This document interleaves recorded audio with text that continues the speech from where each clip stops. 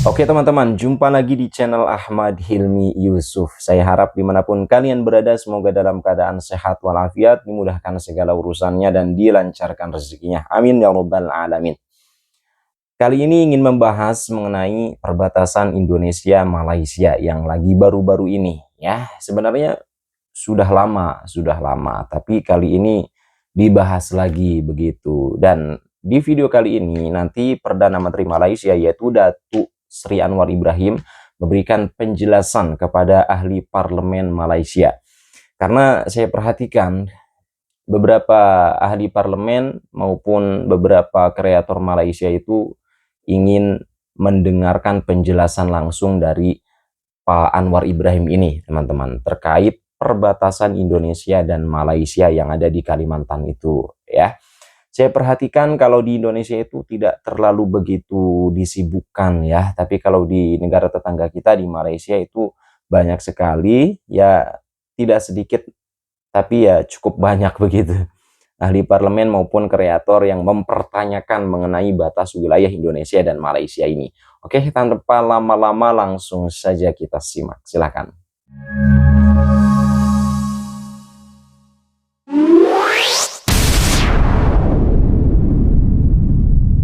Yang Bertua, saya terima kasih atas kesempatan yang diberikan untuk memberikan penjelasan. Dan pada 22 Januari 2026, terdapat laporan yang mendakwa Malaysia telah menyerahkan 5,207 hektar tanah kepada Indonesia sebagai pampasan bagi 3 buah kampung di kawasan Nunukan berdekatan sempadan Sabah dan Kalimantan, iaitu Kampung Kabunggalo, Kampung Lepaga dan Kampung Tetagas. Secara dasarnya, Bertua, pendirian kerajaan jelas tertakluk kepada undang-undang, perjanjian dan konvensyen yang berkuat kuasa. Dalam hal terkait persempadan semula dengan Indonesia, kita juga amat menghormati kesepakatan bersama sebagai negara sahabat di antara Malaysia dan Indonesia. Atas penentuan sempadan darat antara bangsa Malaysia dengan Republik Indonesia adalah berdasarkan 2 konvensyen dan 1 perjanjian. Untuk keseluruhan Sabah dan Sarawak, konvensyen persempadanan antara kerajaan British dan Belanda, Boundary Convention 1891. Untuk Sabah, perjanjian persempadanan antara kerajaan British dan kerajaan Belanda, Boundary Agreement 1915. Untuk sebahagian kecil sektor di Sarawak, konvensyen persempadanan antara kerajaan British dan Belanda yang telah ditandatangani di Hague pada 26 Mac 1928, Boundary Convention 1928. Bagaimana penentuan jajaran persempadanan di kawasan Outstanding Boundary Problem, OPB, Sungai Sinapat, Sungai Sesai yang menjadi isu ketika ini adalah berdasarkan kepada Boundary Convention 1891 dan Boundary Agreement 1915. Prinsip terkandung dalam perjanjian ini adalah penentuan kawasan berdasarkan kedudukan muara Sungai Sinapat dan Sungai Sesai di garis latitude 4 darjah 20 minit utara,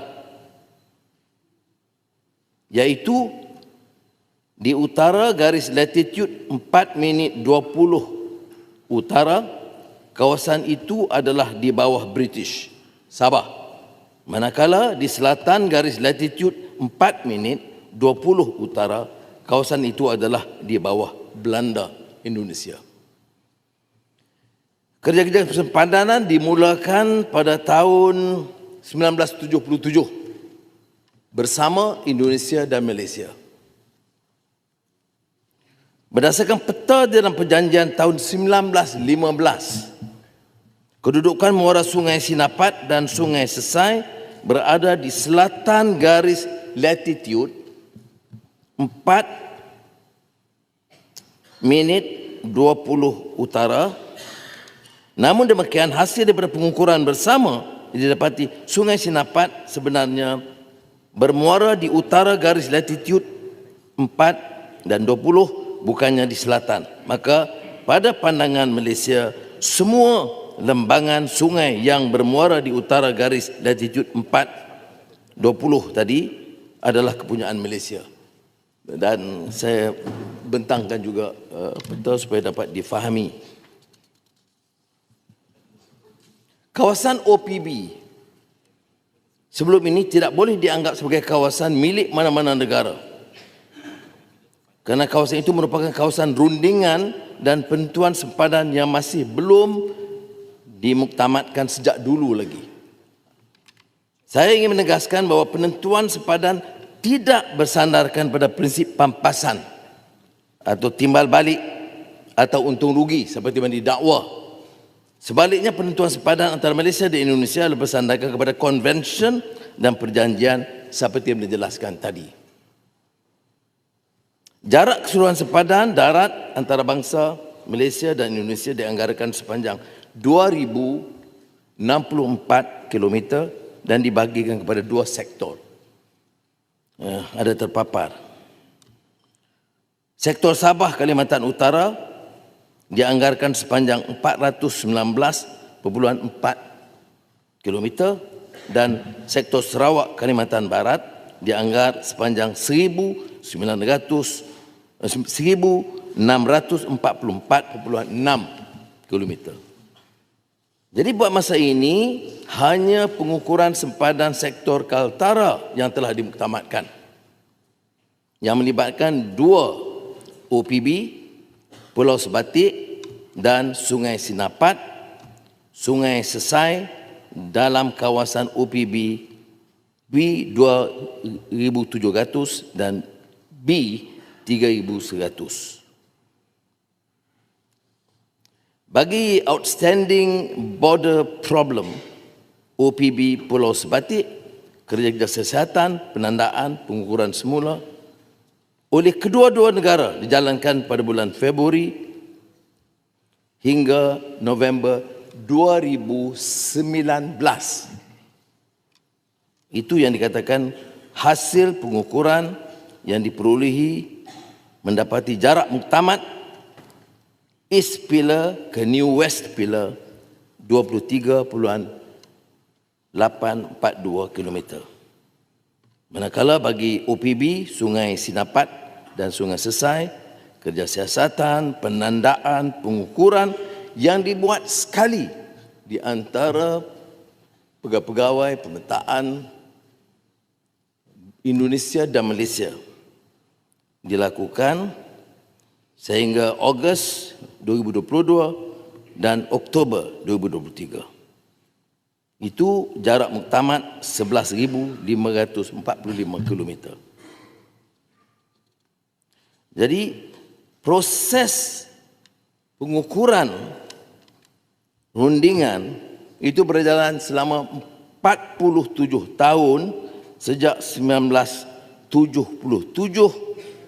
diselesaikan secara berperingkat, tetapi pada hemat kita harus disegerakan untuk menjaga hubungan baik antara dua negara berdasarkan perjanjian dan konvensyen antara bangsa seperti mana disebut tadi. Dalam semua perundingan ini, kalau terkait dengan Sabah, seperti juga Sarawak, Wakil Kerajaan Negeri Sabah, Pejabat Ketua Menteri, Pejabat Peguam Negeri Sabah, Jabatan Tanah, Jabatan Ukur Sabah, semua dilibatkan sepenuhnya. Setiap inci tanah dirundingkan, disepakati oleh Kerajaan Sabah sebelum dimuktamadkan dengan Kerajaan Malaysia dan Indonesia. Maka sebab itu setelah ini dimuktamadkan, baru dirujuk ke mesyuarat ke-45 Jawatankuasa Sempadan bersama Indonesia Malaysia 18 Februari 2025. Melalui MOU tersebut, OPB Pulau Sebatik, keluasan baru yang diperoleh oleh Malaysia adalah sebanyak 0.5 0.05 kilometer persegi bersamaan 5 hektar, 12 ekar. Dan Sungai Sinapat, Sungai Sesai, Malaysia memperolehi kawasan tambahan seluas 78 kilometer persegi bersamaan 780 hektar atau 1,927 ekar. Keseluruhan kawasan pertikaian di OPB Sungai Sinapat, Sungai Sesai dalam kawasan OPB 2,700 dan 3,100 berjumlah 5,987 hektar, dan kawasan ini sememangnya berada di kawasan pentadbiran Indonesia.